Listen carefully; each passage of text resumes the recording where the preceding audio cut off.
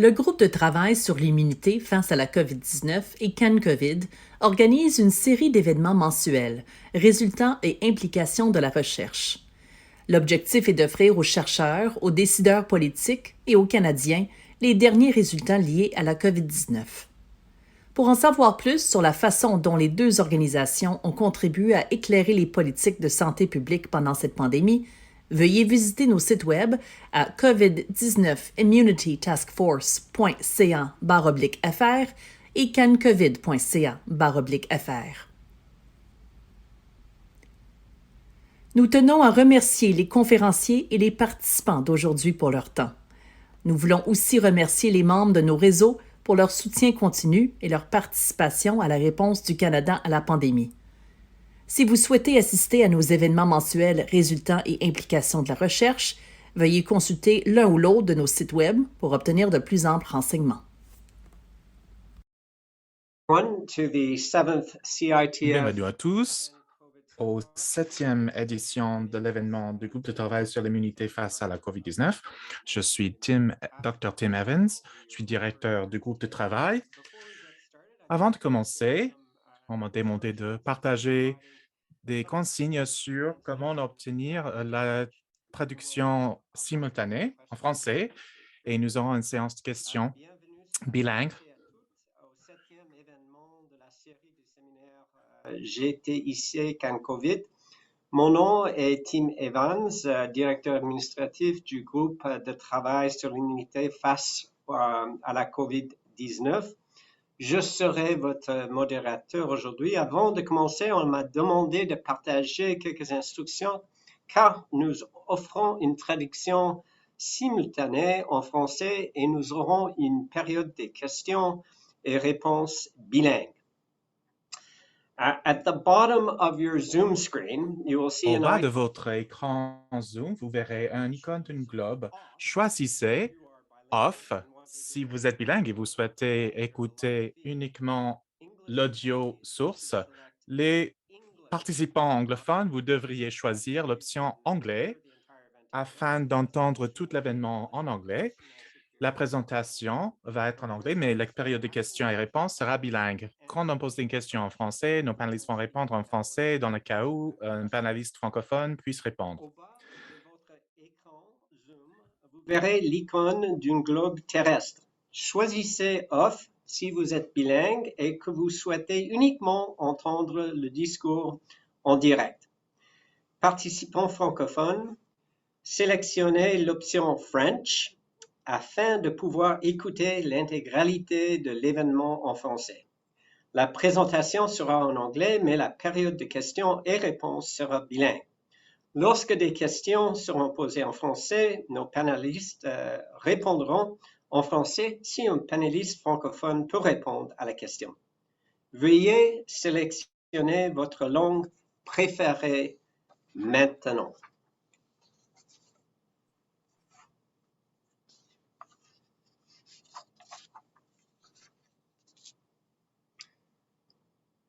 So, I will begin. Donc, je vais commencer. Et j'espère que tout le monde a le contexte. Je vous donne un contexte sur le groupe de travail sur l'immunité face à la COVID-19. Nous soutenons des études liées au caractère et la magnitude de l'immunité qui se trouve tout au Canada, en commençant avec la première vague il y a 2 ans déjà, et en continuant vers l'ère des vaccins où on se trouve en ce moment. On a soutenu 113 études tout au long du pays. Comme vous voyez, ce sont des points au niveau des provinces et territoires.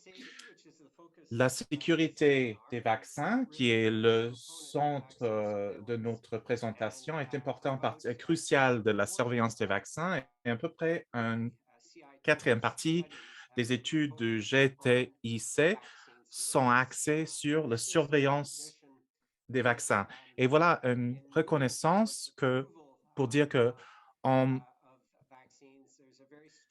arrivant sur l'approbation des vaccins, il y a un processus d'essai très strict par un un processus d'approbation strict appliqué par Santé Canada et que tous les vaccins contre la COVID-19 approuvés depuis les 2 ans ont passé par ces processus bien établis, hein, afin de évaluer l'efficacité des vaccins.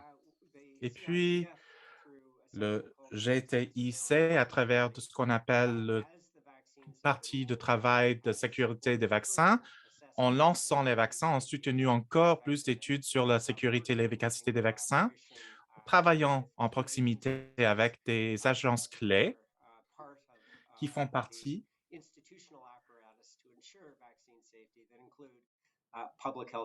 Ça inclut l'Agence de la santé publique du Canada, le Réseau canadien de recherche sur l'immunisation et le Comité consultatif national de l'immunisation. Prochaine diapo. Je crois que la bonne nouvelle, c'est que les événements indésirables causés par les vaccins contre la COVID-19 sont très rares. Au cours de la dernière année et demie, nous avons eu à peu près 82 millions de doses de vaccins administrées, hein. Clairement, c'est le programme de vaccination le plus grand programme de vaccination. Et en regardant le total des événements indésirables associés à la vaccination, ça se trouve à 0,054 et la grande majorité de cela ne sont des événements non graves et de ceux qui sont graves, cela diminue, hein, à 0,011%. Et en regardant le nombre de décès comme un pourcentage de cela, ça fait encore une plus petite fraction avec 0,000000273%. Et parmi ces décès, ce n'est pas totalement clair si cela est lié directement au vaccin. Et donc, voilà les données qui ont été rassemblées depuis le 8 mai, 8 avril, pour indiquer qu'il y a une surveillance continue sur des événements indésirables graves et non graves qui sont liés à la vaccination de la COVID-19. Donc, pour rentrer en plus profondeur sur le sujet, hein, nous avons des présentateurs incroyables aujourd'hui qui sont tous des experts dans le champ et impliqués activement dans la surveillance des vaccins. Commençons par Scott Halpern, qui est professeur de l'Université de Dalhousie, qui est le chercheur principal de RCRI, un membre de l'équipe de direction du GTIC et directeur de sous-groupe de travail sur la surveillance des vaccins du GTIC. Scott sera suivi par Julie Bettinger, qui est professeure à l'Université de la Colombie-Britannique. Elle est aussi chercheuse principale avec le CANVAS, le Réseau national canadien de sécurité vaccinale, et ce qui fait partie du Réseau canadien de recherche sur l'immunisation, CERN, et elle est aussi soutenue par le GTIC. Elle est financée par le GTA. Après Julie, ça va être Karina Top, qui est professeure agrégée à l'Université Dalhousie, chercheuse principale dans le réseau de cliniques d'immunisation spéciale du RCRI. Elle est co-chercheuse principale dans le programme canadien de surveillance active de l'immunisation, hein, IMPACT, qu'on connaît aussi sous le nom IMPACT. Elle est aussi chercheuse financée par le GTIC. Et enfin, après Karina, nous aurons Jeff Kwan, qui est un scientifique principal chez ICES et aussi scientifique chez Santé publique Ontario, professeur dans le département de médecine familiale et communautaire de l'École de santé publique d'Alalana à l'Université de Toronto et il est aussi financé par le GTIC. Donc, 4 présentateurs très excellents. Et donc, je vais passer la parole à Scott Halpern. Great. Thank you, Tim. Génial. Merci, Tim. Juste des divulgations prochaines, des déclarations, de prochaines diapos. Ce que je vais dire, donc, c'est de brièvement mettre la table sur ce qu'ils vont dire Julie, Jeff et Karina en tant que les données canadiennes. En regardant, il y a une semaine, plus de 5,6 milliards de personnes ont reçu une dose de vaccins contre la COVID-19 dans le monde, ce qui correspond à peu près à 2 tiers de toute la population. Et en doublant cela, donc 11,5 milliards de doses ont été administrées, hein. Prochaine diapo. Au Canada, 83,4 millions de doses ont été administrées au Canada, ce qui sont 30,5 millions de premières doses, 31,1 millions de deuxièmes doses et 18 millions de troisième doses. Et c'est à peu près de 85 de la population totale qui aurait reçu au moins une dose et 81,4 de la population pleinement vaccinée. Dans les enfants, chez les enfants, 89,1 des personnes de 5 ans ou plus ont reçu au moins une dose et 85,6 sont pleinement vaccinés. Prochaine diapo. Donc, il y a un grand nombre de perceptions ou misperceptions, hein, conceptions sur le vaccin qui peuvent conduire un peu de l'hésitation à l'égard des vaccins. Certaines de ces perceptions, c'est que c'est un nouveau virus et un nouveau vaccin, ça rend les gens un peu nerveux, hein. C'est une nouvelle technologie. La plupart des vaccinations données, hein, sont le vaccin de RNA, de ARNM. Donc, ils sont concernés par les approbations précipitées ou et raccourcies avec une autorisation pour l'utilisation d'urgence au lieu d'avoir passé par l'approbation par le régulateur, hein, et le corps de réglementation. Et finalement, il y a une politisation des vaccins et de la vaccination, hein, avec des questions sur la liberté de choisir et la controverse des mandats ou des mesures obligatoires. Mais la réalité, c'est qu'en fait, lorsque il s'agit de nouveaux virus, hein, beaucoup des leçons retenues de la crise du SARS-CoV-1, hein, ont connu beaucoup sur le vaccin. Les vaccins ARNM ont été font l'objet d'essais cliniques depuis plus de 10 ans, mais c'est correct que ce sont les premiers vaccins totalement approuvés, hein, autorisés pour la COVID-19. L'approbation de vaccins en moins de 10 mois, c'est ce qu'on a trouvé plutôt qu'en 5 à 10 ans. Et ça a été fait en 10 ans par une stratégie qu'on appelle Moonshot, hein, un projet ambitieux pour régler un problème très difficile avec toutes les organisations qui se concentrent sur les vaccins. Il y a aussi une amélioration de l'efficacité de la réglementation et des concepts adaptables, hein, qui ont fait que on a raccourci le cadre de ligne de temps, hein, le délai. Et l'influence des États-Unis a encore plus de polarisation du débat sur les mesures obligatoires et en fait une décomposition d'une approche unifiée qu'on a vue dans les premières étapes de la pandémie.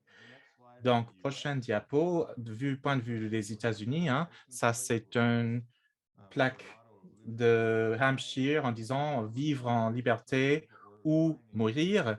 Et dans certains des manifestants, on voit que ça a été rajouté le mot and, et, c'est-à-dire vivre en liberté et mourir. En regardant les événements indésirables associés à la vaccination, je vais parler certains des événements légers sont fréquents et les EIAV légers sont fréquents et les EIAV modérés sont répandus et les événements indésirables sont plus répandus après l'administration d'un vaccin à ARNM qu'après l'administration du vaccin à vecteur viral ou à un virus inactivé. Mais la plupart des EIAV sont légers ou modérés, hein, avec très peu qui ont été nommés comme des événements indésirables graves. Il n'y a aucun schéma défini en comparant la première et la deuxième dose, hein, et les événements indésirables graves sont rares. Donc, ce sont variants selon le type de vaccin, c'est anaphylaxie, les vaccins des vaccins utilisant un adénovirus comme vecteur, thrombose veineuse et thrombocytopénie, et les vaccins à ARNM, le myocardite et le péricardite. Mais la surveillance des vaccins est plus active au Canada et dans le monde, en fait, et que pour tous les autres vaccins antérieurs. Donc, nous savons beaucoup plus sur les événements indésirables sur ces vaccins que par rapport aux vaccins normaux, hein, habituels. Et ce qu'ils vont discuter, les intervenants, ce sont des systèmes de surveillance augmentés. Si on regarde au point d'injection, à les réactions de douleur au point d'injection, hein, Ce sont fréquentes et la plupart du temps de légères à modérées chez les enfants de 12 à 15 ans, mais une douleur sévère, c'était infréquent, hein, et vous voyez, il n'y a aucune augmentation suite à la deuxième dose. Prochaine diapo. Et si on regarde les événements indésirables systémiques, hein, c'est la fatigue, les frissons et la maladie, les douleurs musculaires, les courbatures, mais aucune différence, pas grande différence entre les premières et deuxièmes doses, et les poissons verts et bleus sont modérés ou légers. Les événements indésirables graves étaient en dessous de 0,4%. Il n'y avait aucune thrombose et aucune réaction d'hypersensibilité.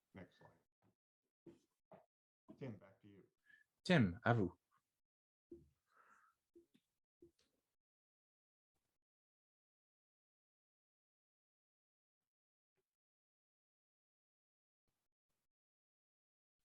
C'est l'interprète qui parle. Il n'a pas de présentation audio. Veuillez patienter.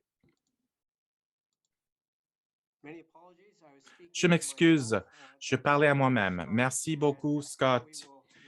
Maintenant, on va avancer avec Dr. Julie Bettinger. Julie? Great. Thanks, Tim. Could I have the next Parfait, slide? merci Tim. Est-ce qu'on pourrait avancer à la prochaine diapo? Merci, je m'appelle Dr. Julie Bettinger et je vous joins aujourd'hui des territoires non cédés, des peuples autochtones où j'ai le privilège de vivre. Prochaine diapo. Donc, je vais parler aujourd'hui sur notre surveillance CAMBAS COVID.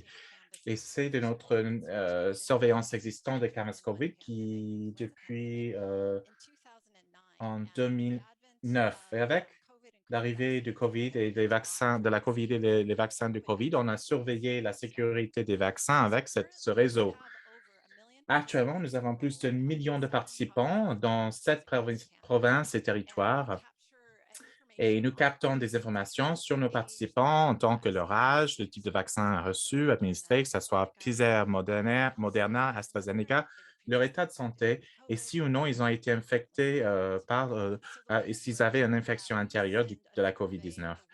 On envoie une enquête à 8 jours après la première dose et 8 jours après la deuxième dose et puis 7 mois après le premier vaccin. Et nous captons ce que nous appelons les événements de santé graves.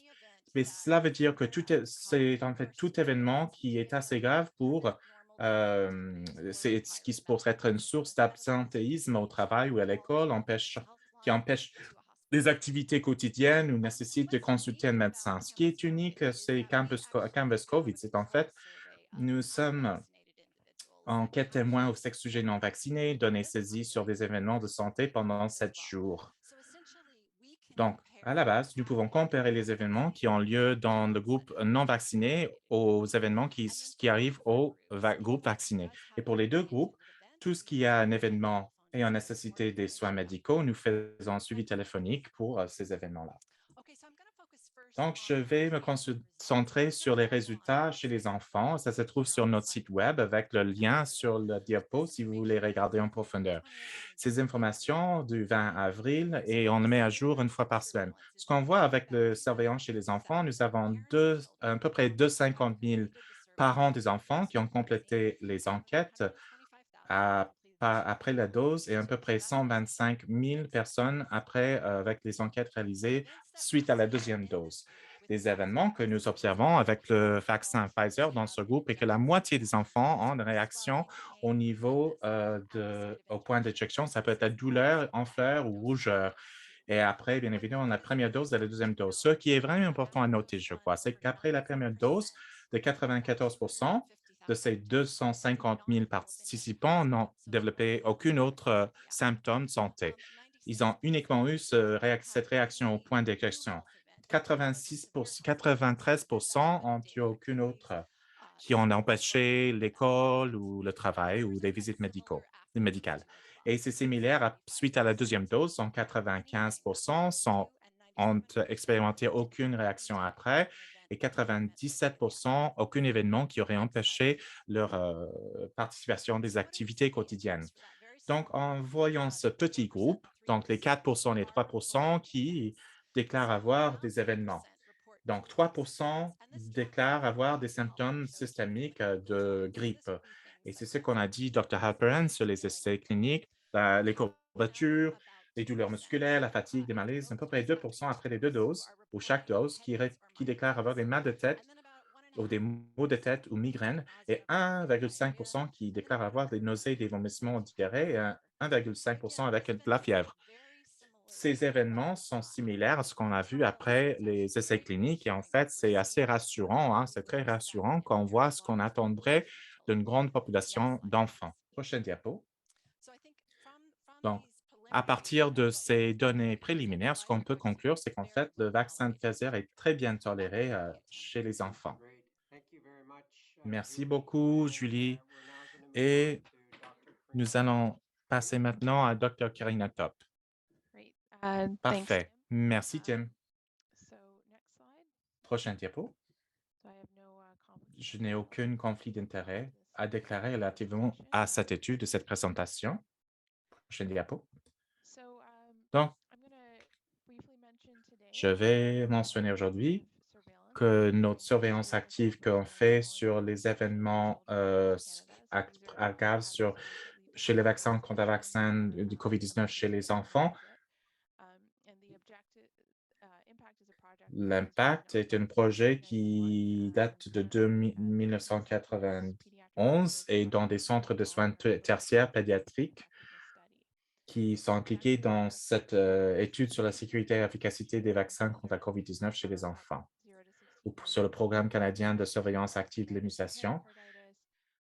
De 0 à 16 ans examinés dans des centres avec le péricardite, myocardite, syndrome inflammatoire multisystémique et ces événements en général associés avec la vaccination du COVID-19. Pour les auteurs, ils ont le potentiel d'avoir associé avec la vaccination du COVID-19. Mais on n'a pas vu dans un grand nombre. Et deuxième, c'est afin d'évaluer des tendances relatives à l'infection au SARS-CoV-2 et la COVID-19 avec des enfants après l'introduction des programmes de vaccination. Donc, ça, c'est un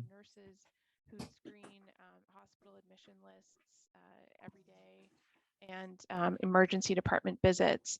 And that started in June 2021 and will continue till December 2022. They collect data on all cases and as well as immunization status, history of SARS-CoV-2 infection, and outcomes after hospital discharge. And then we'll be analyzing those cases. Et ensuite, on va analyser les cas. Ou s'il y a des effets graves suite à une vaccination comparé avec un taux de arrière-plan suite à la vaccination. Important à noter que tous les événements indésirables ont un petit impact sur le système de surveillance. Prochaine diapo.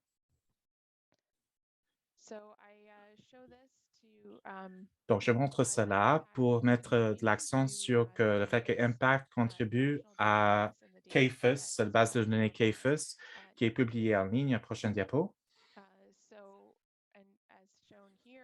Comme démontré ici, malgré ou même avec cette surveillance augmentée, on voit encore moins de rapports d'événements indésirables dans tout autre groupe avec les enfants de moins de 18 ans.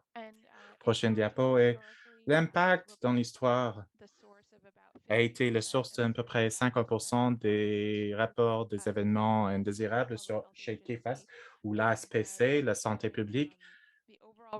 Et cela démontre les taux en noir et graves en jaune sur 100 000 doses de vaccins administrés sur les 5 à 11 ans et les 12 à 17 ans. Vous voyez les taux de réévénements, les taux de rapport d'événements graves sont beaucoup plus bas par rapport à 10 sur 100 000 doses et puis en bas de les adultes même. En rajoutant cela avec la surveillance et on va mettre l'accent sur la sécurité de ces vaccins par les enfants.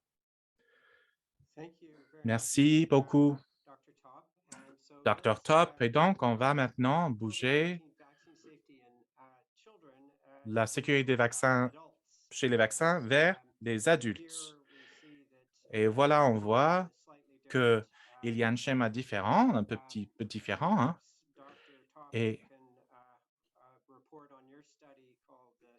un rapport sur votre étude qui s'appelle la clinique spéciale de la vaccination afin de réseau de cliniques d'immunisation spéciale pour donner une idée de ce que a financé le GTIC par rapport à la population adulte. Merci, Tim.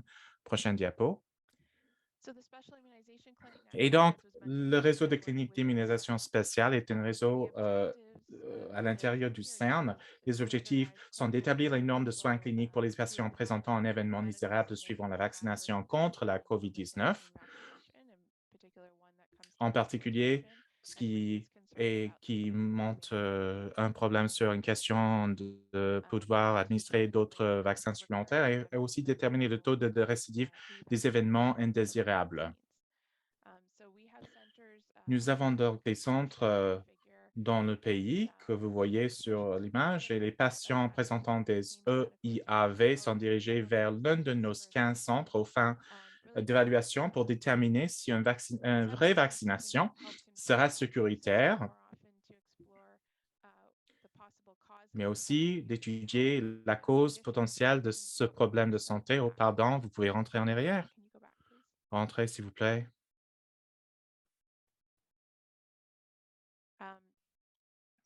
Oui, si vous pouvez entrer, merci. Afin d'évaluer les patients par rapport les bénéfices ou risques de recevoir des vaccinations supplémentaires.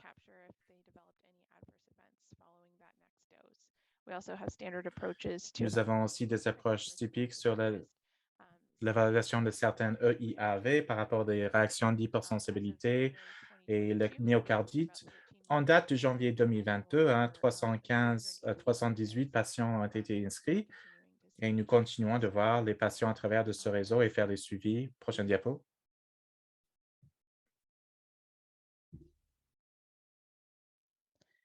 Donc, la plupart des patients qu'on voit jusqu'à là sont des femmes, 2 tiers de 40 à 64 ans. Next slide. Prochaine diapo.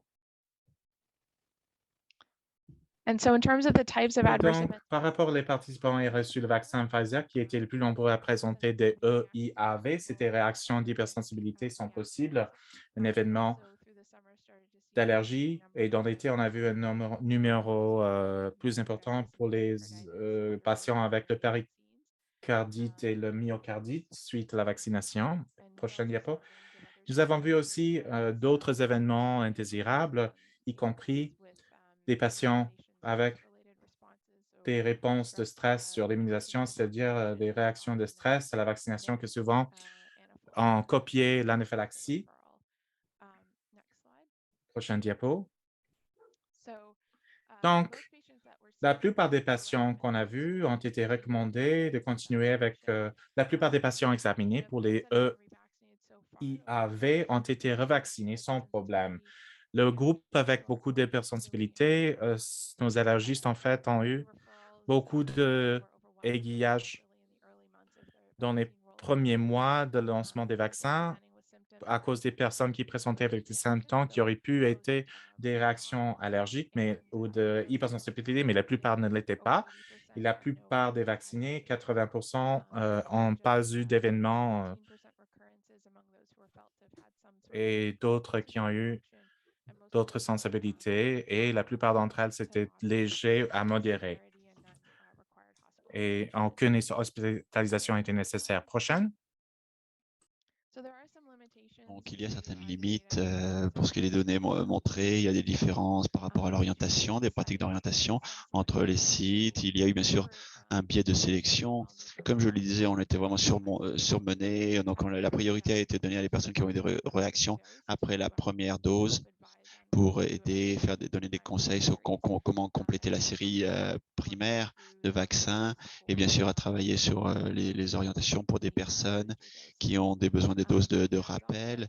Il y a aussi des variations, des recommandations dépendamment du site ou du médecin ou sont liés aux patients, parce que chaque patient est un petit peu différent. Mais en tout, en général, la plupart des personnes avec des effets indésirables de santé qu'on a vu dans nos cliniques, ils ont été revaccinés sans problème et on a vu des plans, on a des plans en cours afin d'analyser spécifiquement des groupes de patients avec des types d'effets indésirables spécifiques. Et donc, on a hâte de partager ces résultats au cours des prochains mois. Thanks very much. Très bien, merci beaucoup, docteur, d'avoir partagé avec nous ces résultats. Maintenant, nous allons passer à la présentation du docteur Jeff Brown. C'est à ton tour. Très bien. Ce n'est pas ma diapositive. Ah, voilà, Monsieur Jeff Wong, sa diapositive. Voilà, pour prochaine. Et donc, je n'ai aucun conflit d'intérêt à déclarer. Prochaine diapo. Donc, le contexte de plusieurs pays ont rapporté une augmentation des cas de myocardite ou péricardite, de taux de risque après des vaccins mRNA, notamment pour les adolescents, les jeunes hommes, après la deuxième dose et avec le vaccin Moderna. Donc, c'est déjà bien établi, ces données-là. Mais par contre, il y a des données limitées par rapport au risque de myocardite, péricardite après des vaccins reçus comparé à ceux qui ont un risque suivant une infection au SARS-CoV-2 ou selon l'intervalle entre les doses. Donc, le graphique à gauche, c'est pour montrer les données d'Israël, qui viennent de l'Israël, qui montrent qu'il y a, semble-t-il, une augmentation de risque de myocardite après l'infection, mais aussi péricardite après l'infection par rapport au risque après le vaccin. On voit en orange, donc le risque, le ratio de risque, c'est plus élevé en orange par rapport à la couleur bleue. Donc, prochaine diapo. Donc, pour ce qui est, c'est important de se rappeler des taux généraux de myocardite et péricardite, la fréquence de base. Bon, les données de l'Ontario montrent qu'on voit sur l'axe X les différents groupes d'âge. Et pourquoi? Et le vertical, c'est la fréquence sur 100 000. Donc, ces taux, donc ces données sont utilisées de 200. C'est 2018-2019, c'est avant la pandémie, ces données, c'est des taux d'hospitalisation ou des visites aux services, aux urgences, méricardite, piécardite en Ontario, en vert, on voit c'est le sexe masculin, c'est plus élevé que pour le sexe féminin en bleu. Donc, le taux de péricardite et myocardite en pointillé, on voit que c'est myocardite et péricardite les lignes. Vous voyez que pour l'âge de 16-19 ans par rapport aux femmes, plus élevé chez les hommes, et donc le risque est plus élevé jusqu'à l'âge de 50 ans à peu près pour myocardite, et ça reste plus élevé par contre chez les hommes et les femmes pour tous les groupes d'âge au-delà de 12 ans. Regardez ça en tête quand on voit des taux plus élevés de myocardite et de péricardite chez les hommes, et notamment chez les adolescents et les adultes plus jeunes. Et donc après le vaccin et après les infections, on doit garder à l'esprit donc les taux de fréquence généraux. L'objectif est de déterminer si c'est la fréquence de la myocardite péricardite après l'administration d'un vaccin à RNM et en deuxième dose varie selon l'intervalle entre les doses et comparé avec la fréquence après une infection. Donc parce qu'au Canada, nous avons un éventail d'intervalles de doses. On a eu un manque, puis un manque de vaccins, et donc on a une pénurie. Les intervalles ont été plus longs, puis on a eu plus d'approvisionnement, les intervalles se sont réduits. Donc nous avons cette variabilité au Canada qui nous permet de regarder le risque de regarder le péricardite par d'intervalles de dose, et on veut le comparer également avec les infections SARS-CoV-2, donc pour établir le contexte. Donc les méthodes, on a utilisé les données de 3 provinces, la Colombie-Britannique, l'Ontario et le Québec, et on s'est limité à ceux qui se vivent dans les communautés, c'est-à-dire pas les personnes qui sont dans et le groupe d'âge était au-dessus de 12 ans. On a exclu les personnes qui ont un historique de myocardite et de péricardite au cours de l'année dernière parce que ces personnes ce seraient pas des nouveaux cas. Après l'exposition, on a reçu donc la réception en deuxième dose d'un ARNM. Donc, on ignore la première dose, on s'est seulement focalisé sur la deuxième dose. On a regardé à partir de la période de programme de vaccin en septembre 20 et la période s'est étendue jusqu'en 9 septembre 2021. On a stratifié cela, groupé cela par l'intervalle, un intervalle court, 12 à 13 jours, médium. Vous le voyez ici, 31 à 55 jours et un intervalle plus long de plus de 56 jours, donc 8, c'est-à-dire 8 semaines ou plus. Puis, on a regardé un autre facteur d'exposition, c'est-à-dire à savoir si les gens ont eu une infection au SARS-CoV-2 confirmée par PCR, RT, c'est-à-dire au début de la pandémie, janvier 2020, c'est-à-dire jusqu'au 9 septembre 2021. Pour les résultats, nous avons vu les visites à l'urgence ou hospitalisation pour les ministères des Santé dans ces 3 provinces, les données pour les urgences ou les hospitalisations qui ont été codées comme myocardite ou péricardite, dépendamment du code, et qui se sont produites au cours des 21 jours après une exposition. Prochaine diapo. Voilà, vous voyez simplement, c'est simplement des chiffres pour le nombre de personnes qui ont vacciné et infecté. Donc, il y a à peu près 13 millions de personnes qui ont reçu Pfizer comme deuxième dose, 5 700 000, donc Moderna, et puis 860 000 environ qui ont été infectés au SARS-CoV-2 pendant cette période d'étude. Et à peu près la moitié sont à peu près des hommes pour les 3 groupes. Puis on voit qu'il y a une différence distribution d'âge pour les infections.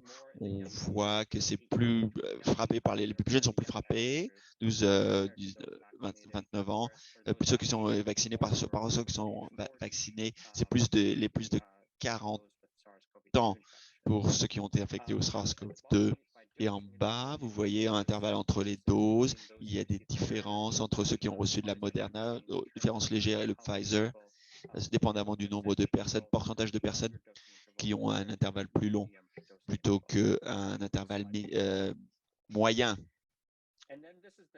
Puis, on voit le nombre de cas ici observés dans la période d'étude après un vaccin ARN, 686 cas, puis infection au SARS-CoV-2, on voit 160 cas. Oui, il y a eu plus de cas après le vaccin ARNM, et c'est dans un contexte où il y a de plus en plus de personnes qui ont reçu des vaccins ARNM plutôt que d'avoir été infectées au SARS-CoV-2. On voit aussi qu'il y a des différences pour ce qui est du genre, du sexe, donc plus de sexe masculin qui ont eu la période après les 2 expositions, et on voit certaines différences entre les groupes d'âge également, entre le vaccin ARN et plus pour les plus jeunes qui sont touchés, plus que l'infection au SARS-CoV-2, on a une plus grande proportion qui sont les groupes d'âge plus âgés sont plus touchés. Et l'on voit aussi que l'intervalle entre les 2 doses, la distribution des cas dépendamment de l'intervalle entre les 2 doses. Voilà, on vous présente maintenant chez les sujets de 40 ans, c'est-à-dire l'incidence par million. L'axe vertical, c'est l'incidence par million, c'est-à-dire combien de cas ont été observés par million de personnes exposées. À gauche, donc, on voit les données pour les hommes et à droite pour les sujets féminins.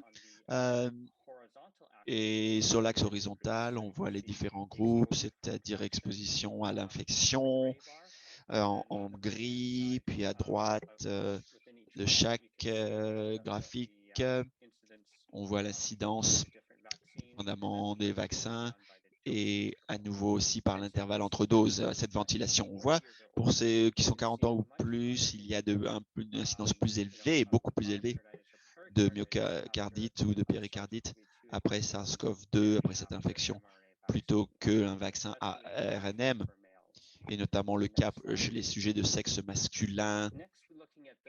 À nouveau, donc ça, c'est les sujets de 30 à 39 ans. Donc, on voit que l'incidence de myocardite ou de péricardite était plus élevée après l'infection plutôt que la vaccination chez les femmes et parmi les hommes.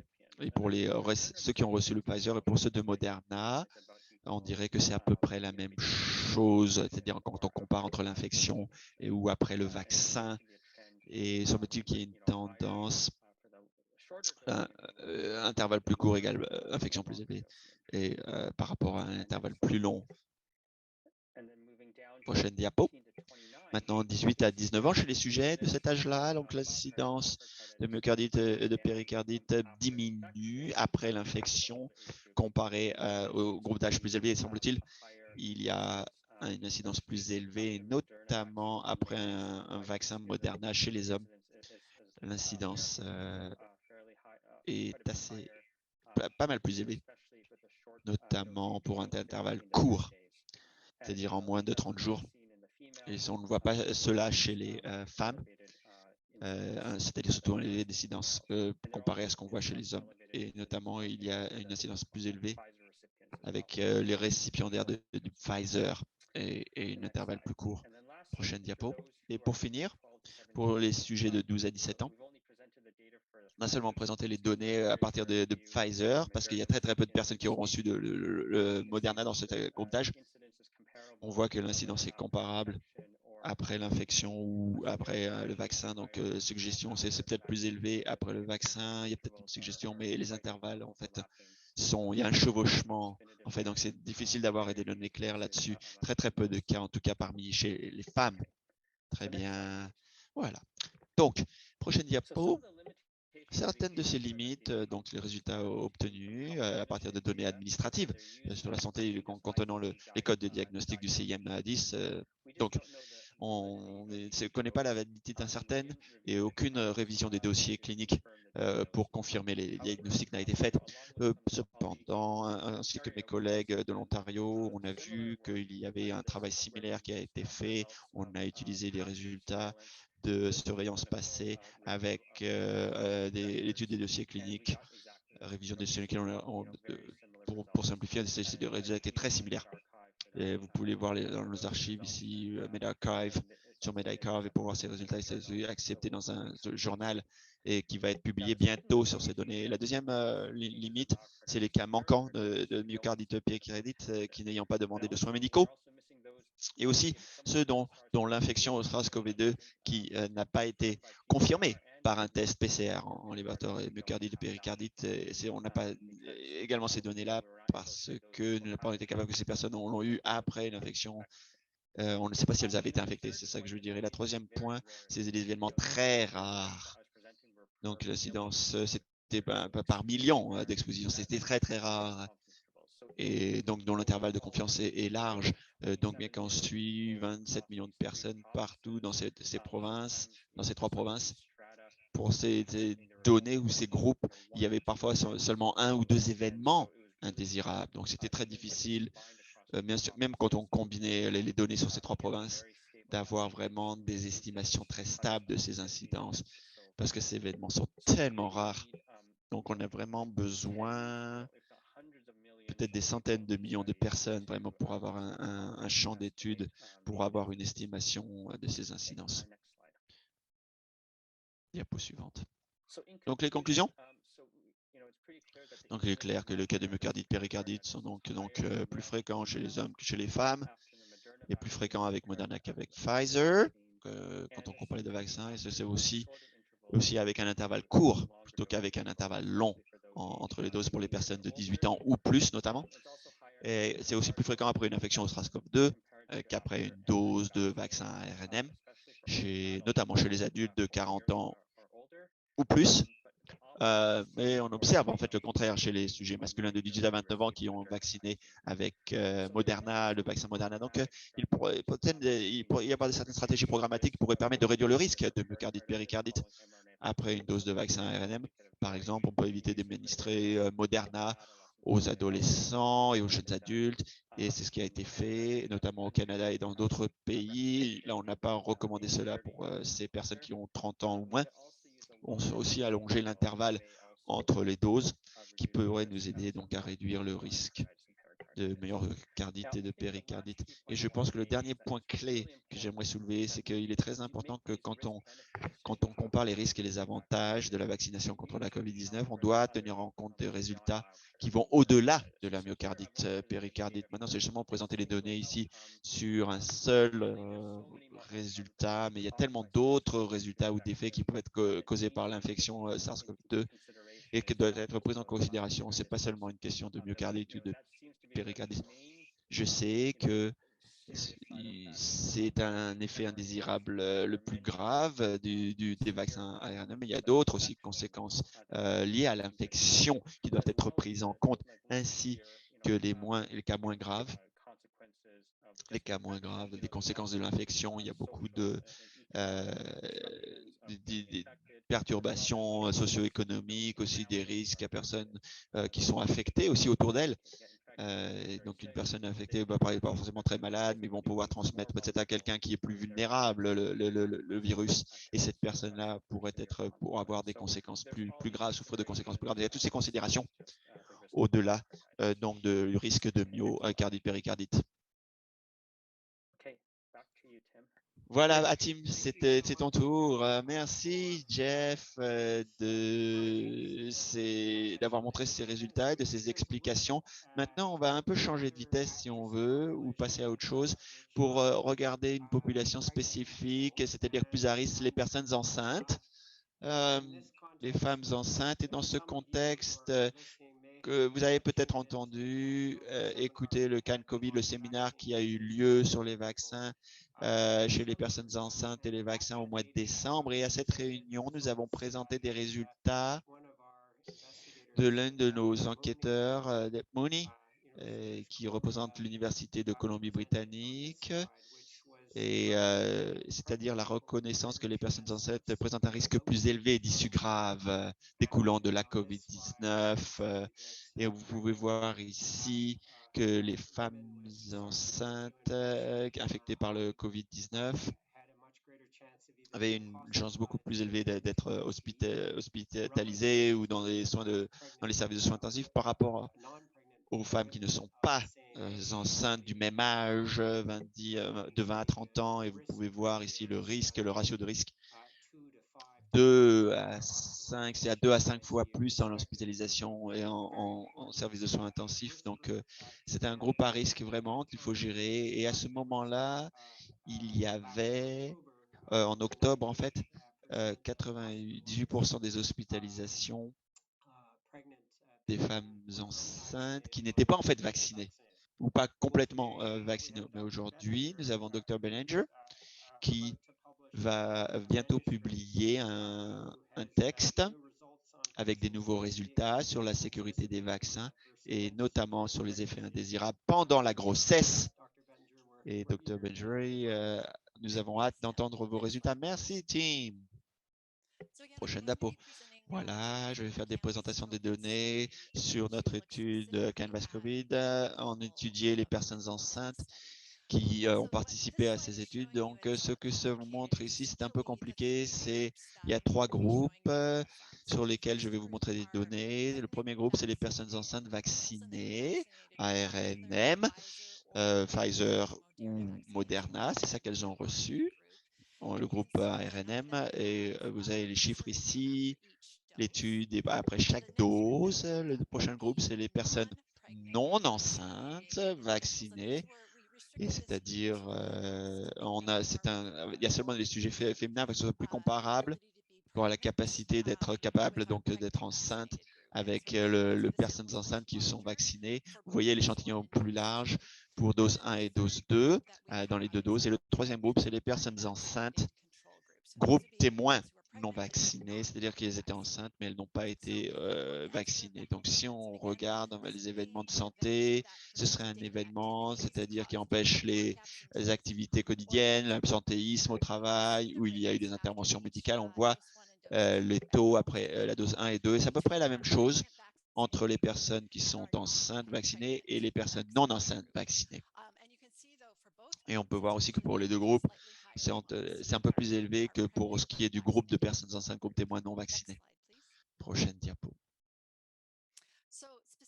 Donc, spécifiquement, et je pense que peut-être, si vous vous écoutez, vous êtes intéressé à savoir à quoi ça ressemble pour ce qui est des complications en lien avec la grossesse et de fausses couches. Donc, l'une des forces de ces données, je pense, c'est qu'on a été capable d'examiner ces résultats, notamment les personnes enceintes vaccinées et les personnes enceintes qui n'étaient pas vaccinées. Et on peut voir ici que les taux sont très similaires dans les 2 groupes. La fausse couche est en fait un peu plus basse dans les personnes vaccinées. Prochaine diapo. Donc, ce que l'on voit pour ce qui est des symptômes qui ont été signalés par les personnes enceintes vaccinées. Voilà. Beaucoup sur le site de l'injection, à peu près 81% après la première dose, des douleurs, enflures, rougeurs au point d'injection. C'est pareil pour les enfants. Enfin, par rapport aux enfants, c'est bon, en fait beaucoup plus élevé. Quel genre de symptômes ont été signalés pour ceux qui ont eu quelque chose? On voit ici, beaucoup ont ressenti de la fatigue, des douleurs musculaires et de la malaise généralisée, 2 ou 3% après dose 1, et ça monte à 6% après la dose 2. Donc, une augmentation après cette deuxième dose de vaccin, et beaucoup de mal de tête ou migraine, à peu près 2%, au-dessus de 2%, et ça double à nouveau 4,6% après la dose 2. C'est dans notre groupe enceinte. Et pour les personnes qui sont non vaccinées mais enceintes, vous voyez que ces taux sont beaucoup moindres, même pas 1% et 0,6%. Prochaine diapo. Donc voilà, je vais essayer de vous décrire. J'espère que c'est pas trop compliqué. Ce qu'on voit ici, c'est la comparaison entre les personnes enceintes vaccinées et les personnes enceintes non vaccinées. Et en faisant ça, on a été capable d'ajuster selon l'âge, l'état de la grossesse et l'infection COVID-19. Donc nos deux groupes sont plus comparables de ce fait. Et donc on regarde à gauche ici, ces graphiques, c'est tout événement de santé, tout événement qui empêche les activités quotidiennes, absentéisme au travail ou intervention médicale ou soins médicaux. Donc ARNM, Pfizer ou Moderna, à gauche, au milieu c'est Pfizer et en bas on voit le Moderna. Les petits points, c'est le 1, c'est-à-dire si l'estimation c'est 1, alors c'est la même chose dans les deux groupes. Et on voit que en lien avec le ligne qui est à travers, en pointillé, 95%, les petits points, c'est l'estimation. Donc, l'intervalle de confiance est de 95%. La troisième, on voit ici que pour tout vaccin ARNM, l'association d'un événement de santé pour les personnes enceintes vaccinées, elles n'étaient pas plus susceptibles d'avoir un événement après la première dose. On voit une petite augmentation, par contre, après la dose 2 dans les personnes enceintes vaccinées, donc un signalement plus élevé par rapport aux personnes non vaccinées. On voit par contre pour le Pfizer aucune différence dans les personnes enceintes vaccinées et les personnes enceintes non vaccinées. Donc l'association vient, le lien pour que les vaccins ARNM, et notamment avec le vaccin Moderna, c'est en fait après la dose 2. Dose 1 Moderna, dose 2. Par contre, on voit on a une différence cette fois-ci avec les personnes enceintes qui ont reçu du Moderna. Elles étaient plus susceptibles de signaler un événement dont on a déjà parlé, absentéisme ou problème dans la vie de tous les jours. À quoi ça ressemble pour ces événements? Quel genre d'intervention médicale dont elles ont eu besoin dans cette boîte? Ici, on voit à quelle fréquence elles ont eu une visite aux urgences ou une hospitalisation. Et quels événements amènent à ça. Et donc, c'est rassurant en fait parce que on voit qu'il n'y a aucune différence pour tous les groupes, les vaccins ARNM, le Pfizer notamment, pour ce qui est de ces interventions médicales. Et même quand on regarde Moderna, on ne voit pas de différence. Donc, on voit que bien sûr, c'était un petit échantillon, il y a un intervalle de confiance est élevé, mais bon, même pour ce qui est ça se rapproche de 1 quand même. Ce qu'on peut conclure, dans les personnes enceintes vaccinées et les personnes enceintes non vaccinées, on n'a pas vu de différence dans les visites à l'urgence ou les hospitalisations. Et on ne voit pas de toute différence par rapport à la santé après la dose 1 pour les vaccins ARN, n'importe lesquels. Par contre, on a une augmentation pour les personnes enceintes vaccinées qui ont eu des symptômes après la dose 2 de Moderna. Et donc, si on vous rappelez la diapo précédente, c'était les maux de tête, malaise généralisé, beaucoup au point d'injection de réaction. Pour cette analyse avec les non-vaccinés, bien sûr, on ne peut pas regarder les points d'éjection. Ce n'est pas le propos de ce graphique ou le but de ce graphique. C'est un peu fait pareil, mais ce qu'on voit, c'est les personnes enceintes vaccinées et pour les personnes non enceintes vaccinées, ce qui est très rassurant. Pfizer, Moderna, on voit tout. On voit pas de différence du tout dans les groupes vaccinés. Pour ces personnes, qu'elles aient été enceintes ou pas, ces personnes ont signalé le même type de symptômes après le vaccin ARNM. Aucune différence dans les événements de santé. Ce qu'on voit, c'est qu'à droite ici, c'est qu'il n'y a aucune différence dans les visites à l'urgence ou l'hospitalisation pour le Pfizer. Mais par contre, on voit une différence que les personnes enceintes, qui étaient plus susceptibles de demander l'intervention médicale après cette deuxième dose de Moderna. À nouveau, si vous rappelez la diapo précédente, ils avaient plus de symptômes déclarés plutôt que les personnes non vaccinées. Mais quand elles avaient ces symptômes, elles avaient besoin d'aide médicale et de soins médicaux. Les conclusions. Les vaccins RNA sont sûrs, très sûrs pendant la grossesse. Si on revoit la diapo que tu m'as montré, c'est des résultats faibles pour les personnes enceintes infectées au COVID-19. Ça doit être très rassurant pour les personnes enceintes à savoir si elles veulent être vaccinées ou pas. Ça doit être rassurant pour elles. Donc, aucune différence aux visites à l'urgence ou hospitalisation entre les personnes enceintes vaccinées et aucune différence détectée aux événements de santé liés à la grossesse entre les personnes enceintes vaccinées et non vaccinées. On n'a pas non plus de différence entre que les personnes enceintes qui consultent pour les symptômes liés à la vaccination est plus élevé. Et là, je veux mettre l'accent sur ce point-là. Donc, pour les événements liés à la grossesse, on ne voit pas de différence enceintes vaccinées ou non vaccinées. On voit que les personnes enceintes consultent pour les symptômes qui sont liés à la vaccination. C'est plus élevé, mais après la deuxième dose de Moderna, pardon.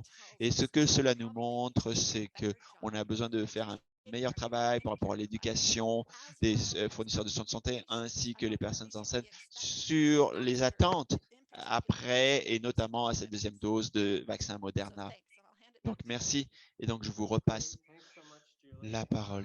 Merci beaucoup, Julie. Et j'aimerais remercier tous les présentateurs, tous les conférenciers, toutes les personnes ici font partie d'une équipe bien plus large. Et je pense qu'on est d'avis qu'on pense que c'est important de reconnaître cet effort collectif sous-jacent à cette recherche. Tout d'abord, Dr. Top, chercheuse principale, merci. Vous pouvez remercier votre équipe. Donc, j'aimerais remercier tout le réseau de cliniques d'immunisation spéciale, les chercheurs du centre, que chercheurs sont infirmiers et notamment l'équipe du Centre canadien de vaccinologie également pour les données. Prochaine diapo. Merci. J'aimerais remercier aussi l'équipe Impact. Vous les voyez ici en photo, la plupart d'entre eux ou d'entre elles. Merci beaucoup. Merci, Dr. Top. Maintenant, Dr. Badinger, maintenant c'est votre opportunité, votre chance de remercier votre équipe de toute évidence. Une équipe de cette taille, il y a plus d'1 million de Canadiens là-dessus qui ont fait partie. C'était un gros travail d'équipe, bien sûr. Voilà certains des noms des personnes qui ont participé. Vraiment, j'aimerais remercier tous les enquêteurs sur les sites et les coordinateurs des centres de coordination et notamment nos coopérateurs provinciaux. Vous l'avez vu sur les diapos, mais il n'y a pas tous les noms ici. Mais en tout cas, ça aurait été pas possible avec un partenariat très étroit entre les acteurs provinciaux et territoriaux de la santé publique et l'équipe de recherche. Merci pour votre travail et d'avoir rendu ces résultats possibles. Maintenant, Jeff. Oui, j'aimerais remercier l'équipe de recherche du réseau collaboratif provincial, donc des équipes en Colombie-Britannique, en Ontario et au Québec, et donc des personnes qui ont travaillé fort pour collecter ces données et pour les analyser aussi en métadonnées. Julia, Andrew et Isabelle en 3 provinces qui vont vraiment nous aider à faire de la méta-analyse de tous les résultats que nous avons pu fournir avec auprès de ces 3 provinces. Merci à nos conférenciers, aux enquêteurs et à toutes leurs équipes. J'aimerais maintenant passer à un certain résumé, les points clés avant d'avoir notre période de questions. Tout d'abord, je pense qu'on voit que les effets indésirables graves chez les enfants sont très peu nombreux. Le vaccin pédiatrique Pfizer est bien, très bien toléré par les enfants. Moins de 3% des enfants qui rapportent des événements systémiques pour les enfants, donc après un vaccin. Après la première dose, 96% n'ont développé aucun événement de santé et après la deuxième dose, c'est 97% du même taux qui n'ont développé aucun événement de santé. Après le vaccin, c'est un peu plus rare. Bien sûr, les événements indésirables sont encore plus rares chez les enfants que chez les adultes après le vaccin. Donc, c'est pour ce qui est des enfants. Pour ce qui est des adultes, maintenant, il y a souvent des effets indésirables qui sont légers, mais par contre, les événements graves sont extrêmement rares chez les adultes. On en a parlé plus tôt dans les données.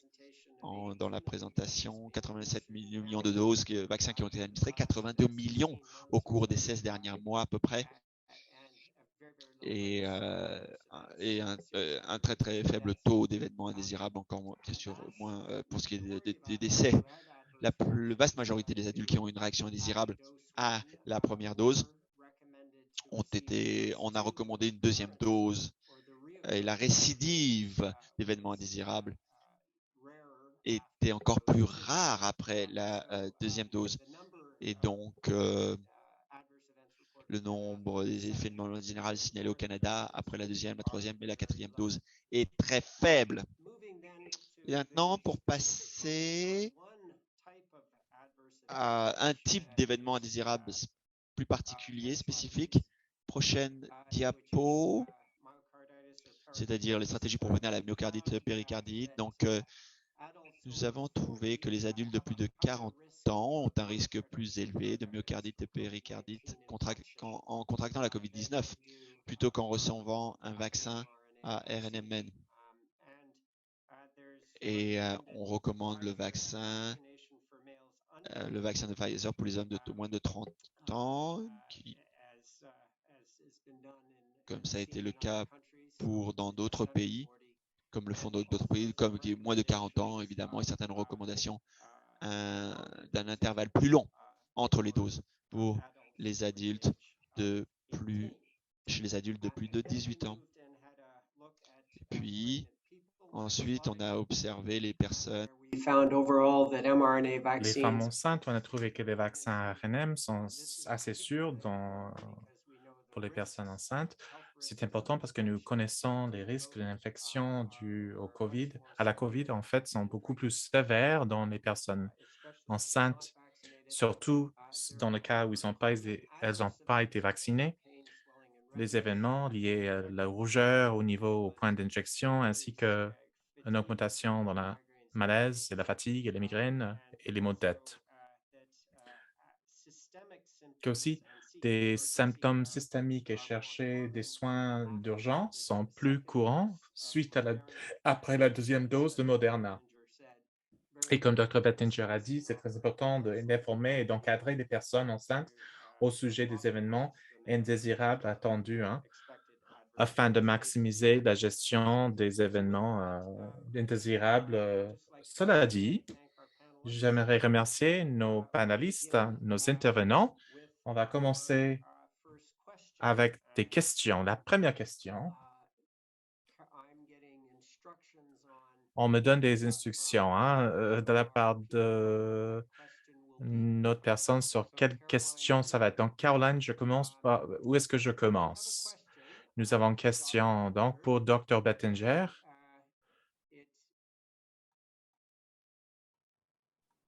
begins with this.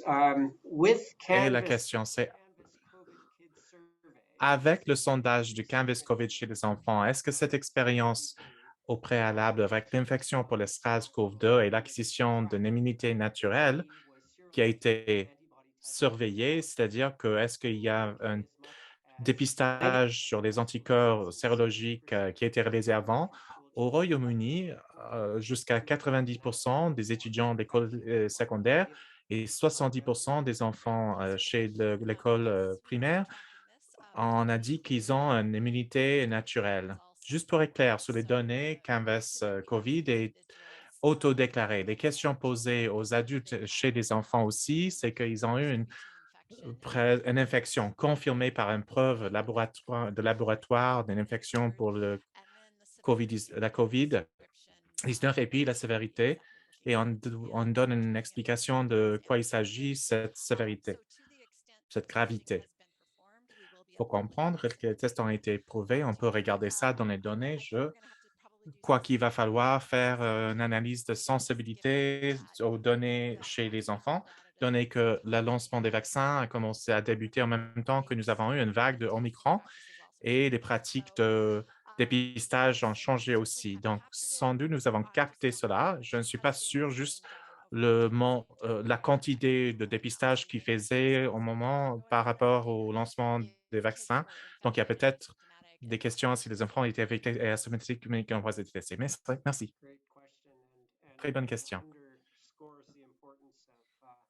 Et cela souligne l'importance de dépistage systémique immunitaire dans les enfants, chez les enfants aussi. Dr. Kwong, plus d'études ont démontré que le taux de myocardite symptomatique est associé avec les vaccins ou associé avec les vaccins ARNM avec les jeunes hommes entre 12 et 24 ans avec leur deuxième dose de 1 à 4 000, de 1 à 9 000. Donc, c'est un taux d'incidence, l'incidence non symptomatique peut être encore 3 fois plus courant. Comment est-ce qu'on peut considérer ça en tant que mineur?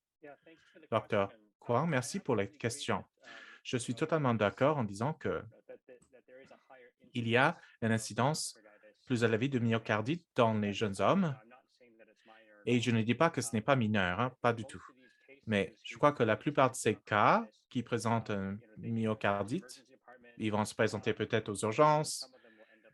Certains d'entre eux vont être hospitalisés et, vous savez, les admissions à l'hôpital, c'est des séjours assez courts de 1 ou 2 jours. Donc, par rapport avec le risque dans les personnes plus âgées d'avoir une infection de SARS-CoV-2, on parle de, ça peut être aussi élevé que 5 des personnes qui seront admises à l'hôpital ou hospitalisées en présentant le cas sur une question de le taux sur 1000, le taux sur million, c'est plus bas. Ça semble plus élevé par rapport aux groupes plus âgés.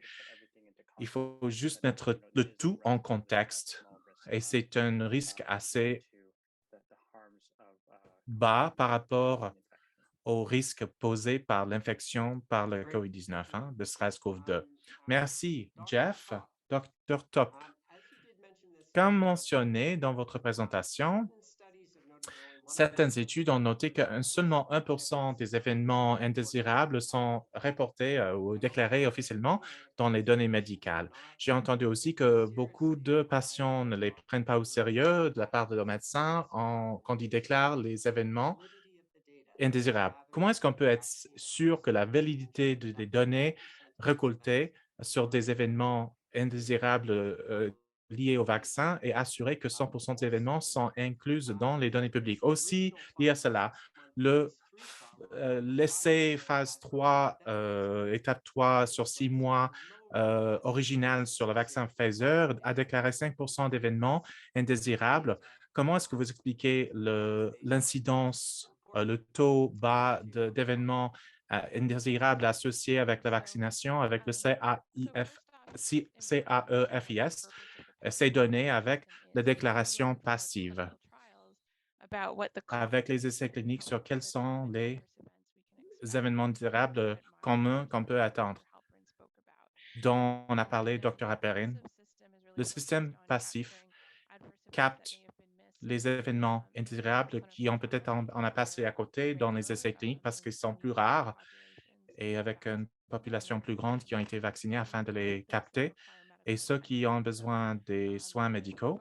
Donc, le point d'accent est sur les événements désirables qui mènent vers une hospitalisation, les visites au département des urgences, ainsi que l'anaphylaxie, la myocardite et les symptômes neurologiques.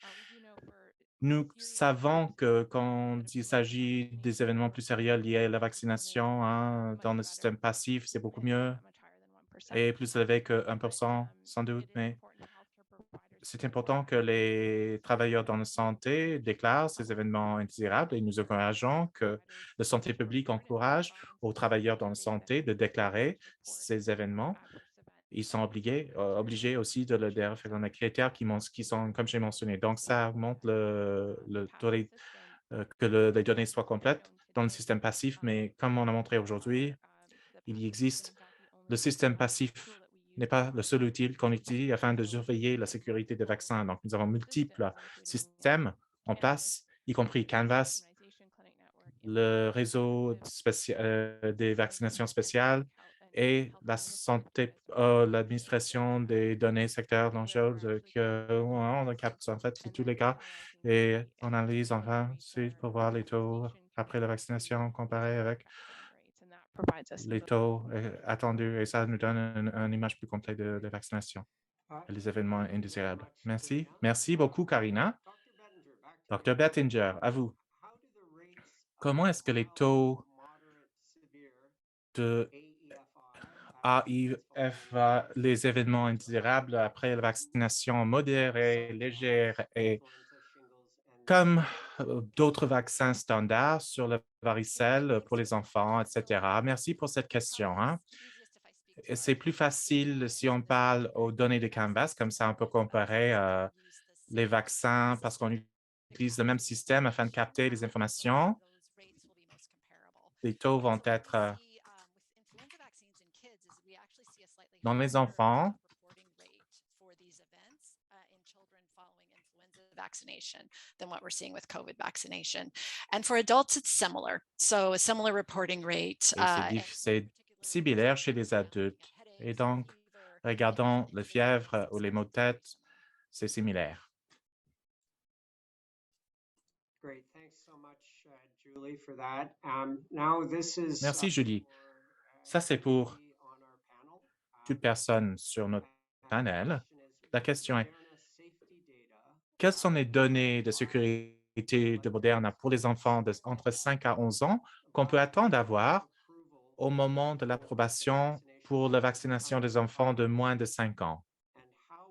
Et comment est-ce que ces données de sécurité vont être communiquées et disséminées, hein, afin que ces données vont démontrer la sécurité et encourageant pour notre cohorte de plus jeunes, des enfants de moins de 5 ans. Je suis préoccupé parce que 43% des sondages, dans les sondages réalisés, 43% des enfants avec des parents qui ont des enfants de moins de 5 ans n'ont aucune intention de les vacciner. Il y a quelqu'un qui souhaite répondre à cela par rapport aux données de sécurité de Moderna pour les enfants de 5 à 11 ans? Ce qui ça démontre, ça peut nous donner une réponse sur comment communiquer la gestion de risque impliquée dans la vaccination des enfants de moins de 5 ans. Quelqu'un souhaite répondre? Scott? I don't think Scott's on the call. Je crois que Scott a quitté l'appel. I don't think there's going to be that many. Je ne crois pas qu'il y aura beaucoup d'enfants âgés de 5 à 11 ans qui vont recevoir le vaccin Moderna, donc je ne crois pas qu'il y ait beaucoup de données With children under 5 on whether afin de rassurer ses parents avec des enfants d'enfants de 25 ans sur la sécurité de ce vaccin. Il faut s'appuyer sur les essais et les données issues d'autres pays. Oui. Et Jeff,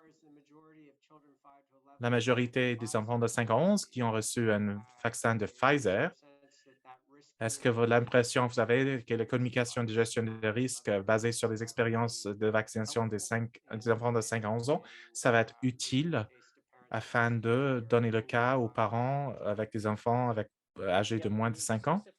Oui, en spécifique, pour le myocardite et le péricardite, on a vu des chiffres moins bas de cas dans le tranche de 5 à 11 par rapport au groupe de 12 à 17. Et ça, c'est attendu, hein. Au début de ce que je disais, il y a un taux en arrière de myocardite plus bas dans les enfants. Et donc, on a vu moins de cas. Je ne connais pas les chiffres exactement, hein. Je suis dans le système de surveillance de sécurité passif plutôt, mais si j'ai compris bien, c'est que c'est plus bas dans les groupes plus jeunes que plus âgés. Génial. Donc, Jeff, lorsque je vous ai là, il y a une deuxième question.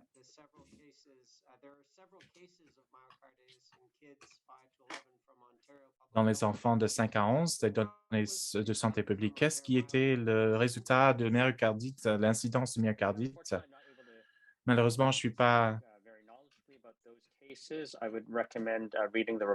Je recommande lire le rapport où ils vont souligner le maximum d'informations dont ils disposent et parfois ce n'est pas disponible, vous savez, parce qu'ils n'ont pas fini l'enquête encore, mais on peut présumer que s'ils n'ont pas eu un résultat sévère, si un enfant meurait, hein, ça sans doute, ça apparaîtrait dans le rapport. En attendant en disant que pas de nouvelles, bonne nouvelle, si l'enfant, ils ont récupéré l'inaudible.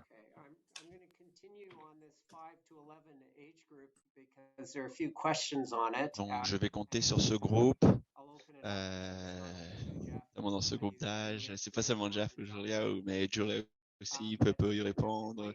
Et Jeff et Mike, on va y revenir. Mais est-ce que peut faire un commentaire sur myocardite péricardiale, les cas qui ont été signalés dans les 5 à 11 ans, tout d'abord, et première et deuxième dose, s'il vous plaît? Peut-être que je vais pouvoir y répondre.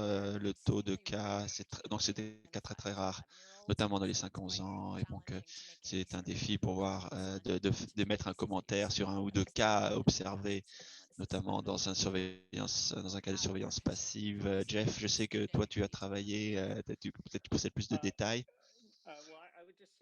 Je pourrais dire qu'il y a une autre question sur s'il y a moins de cas parce qu'il y a moins de vaccins qui ont été vaccinés. Bien sûr, quand ces cas sont signalés, le taux d'incidence, on regarde combien de doses par million. Millions de doses, c'était standardisé par rapport au nombre de personnes qui ont été exposées. Et donc, sur la base de cela, je sais qu'il y a une incidence plus faible de 5-11 ans comparée à celle des 12 à plus, 12 ans et plus. Donc, il y a moins de nombre de cas absolus, mais aussi un moindre taux d'incidence également. C'est tout ce qu'on peut peut-être dire. Peut-être, je pourrais dire que les données des États-Unis, c'est-à-dire un échantillon plus élevé d'enfants vaccinants, on voit qu'il y a un taux bien plus faible de myocardite dans les 5-11 ans après la première et deuxième dose, comparé à des adolescents, et notamment, ça va bien pour eux également, c'est-à-dire que les résultats sont bons, similaires, ou même mieux que les adolescents pour ce qui est de leur guérison. Peut-être une question finale sur le groupe d'âge 5-11 ans. Quand est-ce que la dose de rappel va avoir lieu pour les 5-11 ans? Deux doses se protègent pas contre les infections. Donc, je pense qu'on attend les études cliniques et les données dans ce groupe d'âge. Et certainement, quand ça va être soumis au régulateur et examiné, il va y avoir des recommandations par rapport à la dose de rappel. Très bien. Le docteur Top ou le docteur Benninger, quelle est la proportion, diriez-vous, de réactions après un vaccin, c'est-à-dire sont sous-évaluées?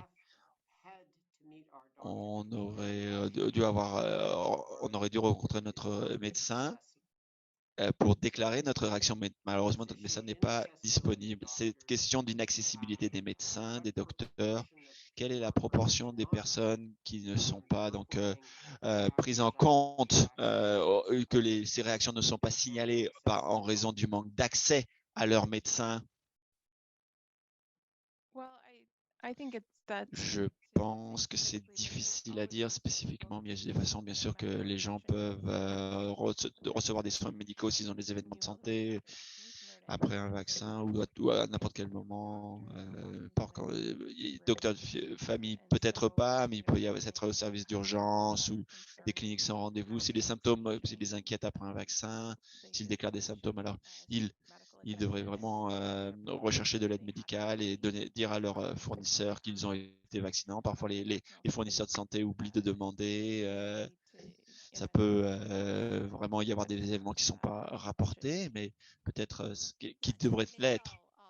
Peut-être que je peux dire par rapport à la question, c'est-à-dire par rapport à 100% de tout, je voulais peut-être pas répondre en entier. On veut vraiment capturer 100% des événements pour savoir vraiment ce qui se passe en lien avec les vaccins. Et ce n'est pas une question d'avoir 100% de tout ce qui se passe.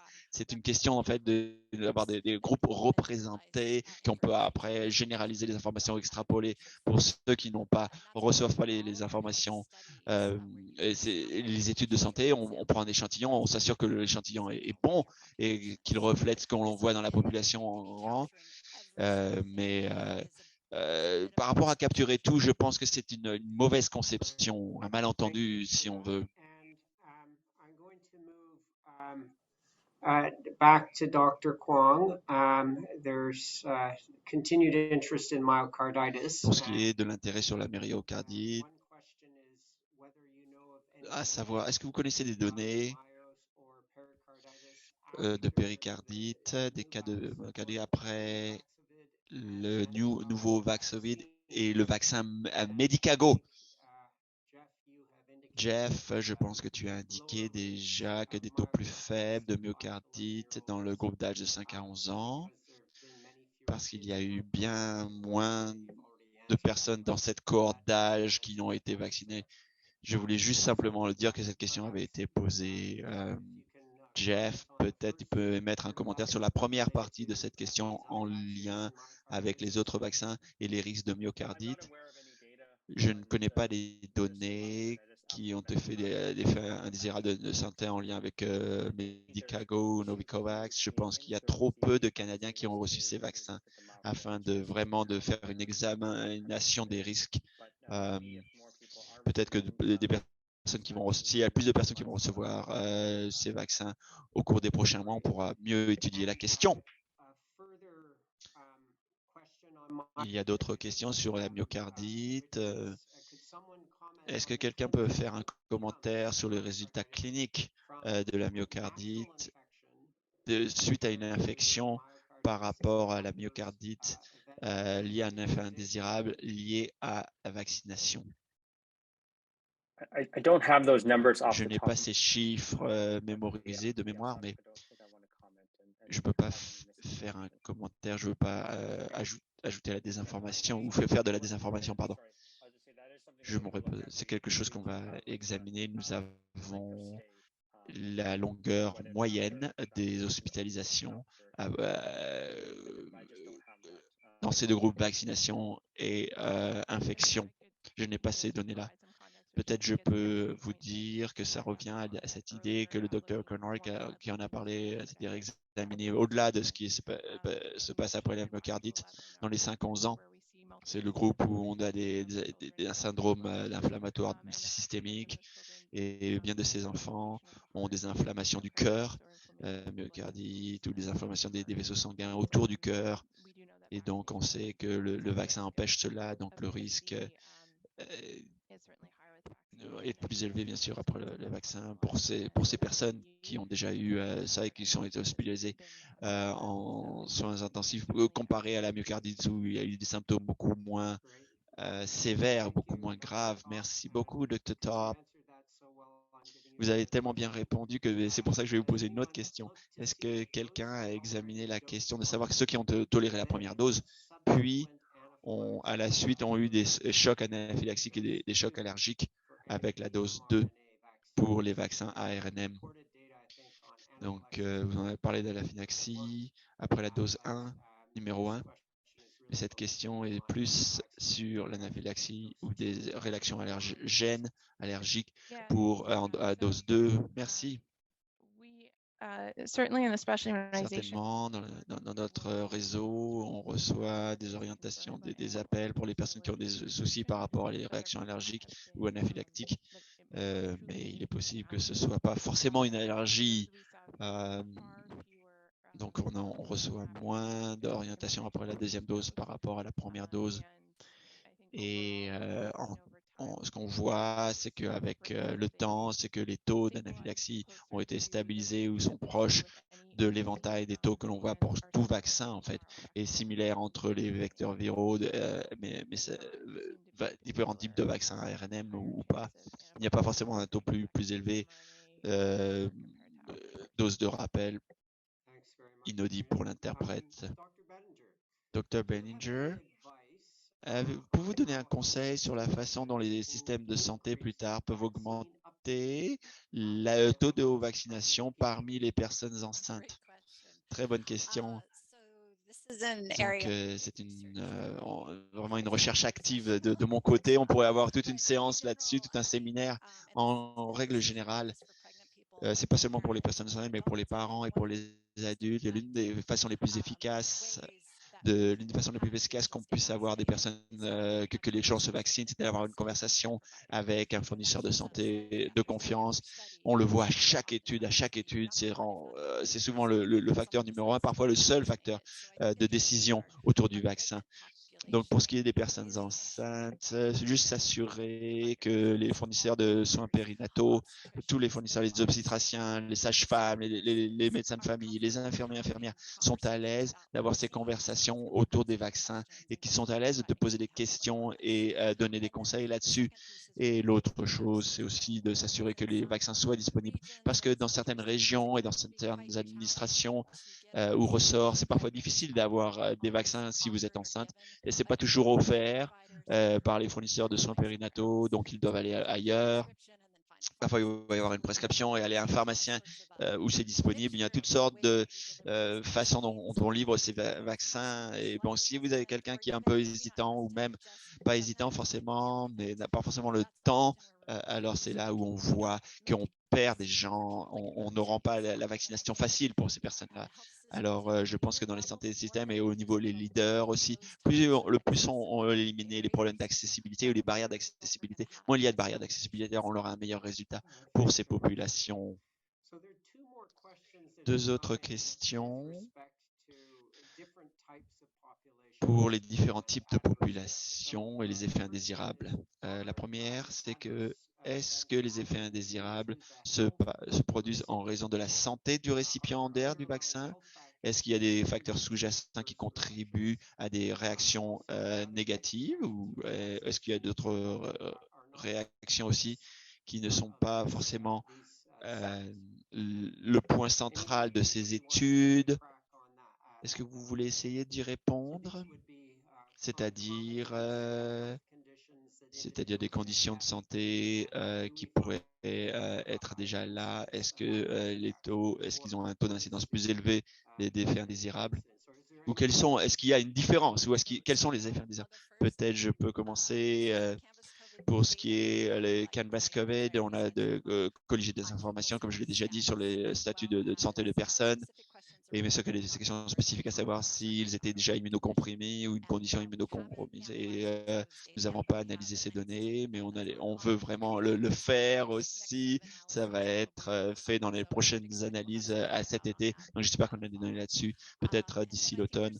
Et puis je pense qu'il y a aussi d'autres études financées déjà, c'est-à-dire un examen de tout ça, parce que ce que nous faisions, ce n'était pas à propos de ces populations, mais on voulait savoir s'il y a des signaux dans ces populations, mais on veut aussi qu'il y ait des études plus détaillées qui ont lieu, qui ont cours. Le groupe des transplantés, par exemple, Jeff, peut-être on va en dire plus. Peut-être d'autres groupes que vous examinez. Merci. Karina, Jeff, est-ce que vous voulez ajouter à cette réponse? Oui. Comme je dis, il y a d'autres groupes, différents groupes de patients qui sont immunocompromis, compromis. Donc, on aura des recommandations peut-être au sujet de la sécurité des vaccins pour ces groupes-là. Pour ce qui est d'autres types de réactions reçues qui se sont développées après un vaccin, certainement, il y a eu des discussions au sein autour d'un éventail d'événements de santé qui ont eu lieu après le vaccin partout dans le monde et on enquête là-dessus et tout ça. On doit savoir quel c'est le risque après le vaccin, si ça inclut cérébropalgie ou d'autres réactions après un messager ARN, mais notamment après le AstraZeneca et notamment un trouble de saignement au Canada. C'est là-dessus qu'on travaille. Merci beaucoup. Il est maintenant 12h59. C'est maintenant la fin de notre séance. Et simplement, c'était vraiment des présentations formidables. Félicitations aux enquêteurs et à leurs équipes, aux acteurs principaux. Merci de vos présentations et merci à notre auditoire. Merci pour vos questions et les questions qui ont été soumises. Et j'aimerais remercier les intervenants et les personnes présentes de la part de TIFC et de CanCovid, de leur contribution, de notre groupe de travail sur l'immunité face à la COVID-19. Merci de votre contribution à la conversation. Donc, nous nous reverrons en juin. Ça va être notre prochaine séance. Si vous êtes intéressé à ces présentations, il va y avoir une version PDF qui est disponible sur GTIC et sur le CanCovid. Il y aura un résumé aussi des présentations sur notre site web. Et donc, finalement, vous allez recevoir une demande il va y avoir une demande pour un sondage. Bref, s'il vous plaît, prenez quelques instants de votre temps pour le remplir. Ce serait très utile d'avoir votre retour pour CanCovid ainsi que le GTIFC pour la planification d'autres événements. Voilà, c'est tout pour aujourd'hui. Je vous remercie tous de votre participation et nous avons hâte de vous revoir pour un autre événement de ce type. Nous tenons à remercier les conférenciers et les participants d'aujourd'hui pour leur temps. Nous voulons aussi remercier les membres de nos réseaux pour leur soutien continu et leur participation à la réponse du Canada à la pandémie. Si vous souhaitez assister à nos événements mensuels Résultats et implications de la recherche, veuillez consulter l'un ou l'autre de nos sites web pour obtenir de plus amples renseignements.